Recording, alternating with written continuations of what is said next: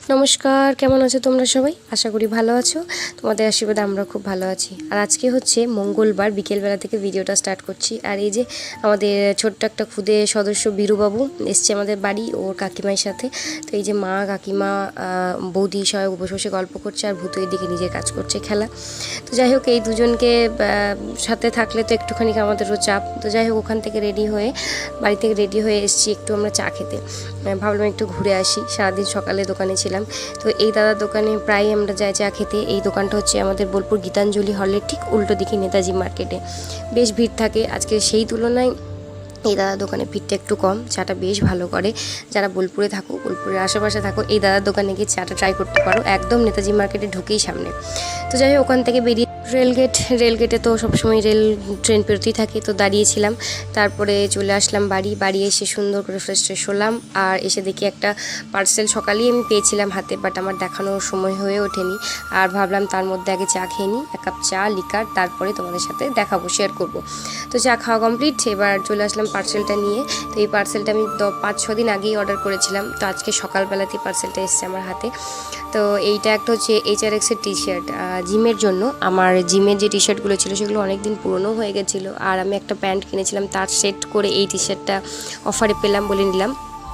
অফারে মানে ভালোই অফার পেয়েছি, 195 আমি এই টি শার্টটা পেয়েছি। কোয়ালিটি সত্যি ভীষণ সুন্দর, পরে ভীষণ আরাম, কমফোর্টেবল। আমি একবার ট্রায়াল দিয়েও দেখে নিয়েছি অলরেডি। তো যাই হোক, এটা সত্যিই খুব ভালো। যদি নিতে চাও হয়তো এখনও পাবে অফারে, জানি না ঠিক, তো তোমরা গিয়ে সার্চ করে দেখতে পারো। সত্যিই কোয়ালিটি ভীষণ ভালো। আর HRX-এর কোয়ালিটি তো সত্যি করে বলে বোঝানোর মতন নয়। আর আমি ওটাই তোমাদেরকে বলছিলাম হয়তো তখন। তো চলো, এবার হয়ে গেছে, যাবো এবার ডিনার করতে। তো আজকে ডিনারে আমি বানিয়েছিলাম চিকেন, যেটা প্রতিদিনই থাকে, তার উপরে একটু কাঁচা পেঁয়াজ ছড়িয়ে দিয়েছিলাম, কারণ আমি কাঁচা পেঁয়াজ ভীষণ ভালো। এটা হচ্ছে নেক্সট ডে মর্নিং, বৃহস্পতিবার, জামাই ষষ্ঠীর দিন। তো ভূতু সকালবেলা দোকান যাবে বলে একটু বায়না ধরলো, স্কুল ছুটি। তো ঠিক আছে, আমি বললাম ঠিক আছে চলো, আমাদের সাথেই চলো। আর এমনি সেদিনকে ভীষণ ভিড়, তাড়াতাড়িও যেতে হবে। আর এই যে আমাদের পাড়ারই এক জেঠিমা আর আমার কাকিমা বসে বসে চা খাচ্ছিলো আর গল্প করছিল, আর আমরা বেরোচ্ছিলাম দোকানের জন্য। তো এসে যেটা সবসময় পাই, আশা করেই থাকি যে রেলগেট পরেই থাকবে হয়তো, তো সেটাই হলো, রেলগেট পরে। আর রেলগেট এমন অবস্থা, প্রান্তিক রেলগেটে যদি একটা অ্যাম্বুলেন্সও দাঁড়িয়ে থাকে, মানুষ যদি মরেও যায়, এই রেলগেট হয়তো খোলে না, এরকমই ব্যাপার একটা। যাই হোক, ওখান থেকে বেরিয়ে চলে আসলাম, অনেকক্ষণ এসেছি দোকানে, প্রায় 1 ঘন্টা উপর হয়ে গেছে আমার দোকানে আসা। ভিডিও করা হয়নি, এতটাই চাপ ছিল, এতটাই ভিড় ছিল। তো এর মধ্যে একটু সময় পেয়ে, ফাঁকা পেয়ে, ভাইয়ের হাতে ফোনটা দিয়ে বললাম একটু ভিডিও করতে। আরও ভিডিও করতে করতে বদমাশি করছিল, আমার ভাই তো বদমাশির সেরা। তো যাই হোক, এই যে ওই সুইটি বসে বসে খাচ্ছিল, ও সুইটিকে নিয়ে একটু মজা করছিল, সুইটিকে ভিডিও নিচ্ছিল, সুইটি বেঞ্চের তলায় ঢুকে যাচ্ছিলো যে না আমি আসবো না। তো এই করতে করতেই দিনটাও কাটছে সারাদিন দোকানের মধ্যে। তো যাই হোক, এখন একটু চাপটা কম। আর এখন অর্ডারের মালগুলো যাচ্ছে, যেগুলো অর্ডার ছিল সেগুলো এখন প্যাকিং করছিলাম। এই অর্ডারটা সকালবেলাতেই আসলো, তো সেই জন্য এখন ফাঁকা পেয়ে এই অর্ডারটাকে পার্সেল করে দিয়েছিলাম। তো প্রায় পার্সেল করা কমপ্লিট, আর অর্ডারটা এসে নিয়েও চলে গেছে। আর তার মধ্যে দেখি মা কচুরি পুর ভরছিল, তো সেই জন্য একটুখানি ভিডিও নিলাম। আর এই যে ভূতু আর ভূতুর বাবা বসে বসে গল্প করছে। আর এই যে আমার বাবার ফটো, বাবাও বসে আছে আমাদের মাথার উপরে। আর এই যে মিষ্টির আলমারি এখনও ভর্তি, ফাঁকা হয়নি। তো যাই হোক, এখন একটা অর্ডার এসছে কচুরি, সেটা পার্সেল করছিল। আর তার মধ্যেই আমি যাচ্ছিলাম আমাদের সামনের দোকানে, বুগলুদার দোকানে, সেখানে যাচ্ছিলাম যে একটা বিস্কুট নেব, কারণ সকাল থেকে কিচ্ছু খাওয়া হয়নি, এতটা পরিমাণে চাপ ছিল। আর দেখি এখন ওরা গিয়ে খোঁজাখুঁজি করছে কি বিস্কুট নেব না নেব।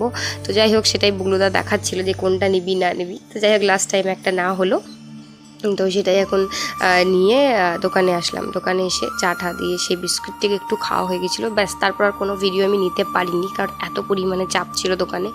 আর তার মধ্যে দিদা অনেকবার ফোন করেছে প্রসাদ নিয়ে যাওয়ার জন্য, তো সেই জন্য দিদার জন্য নিলাম একটু ল্যাংচা আর রসগোল্লা, জাস্ট গরম গরম নেমে আসলো বলে সেটাকে একটু নিলাম।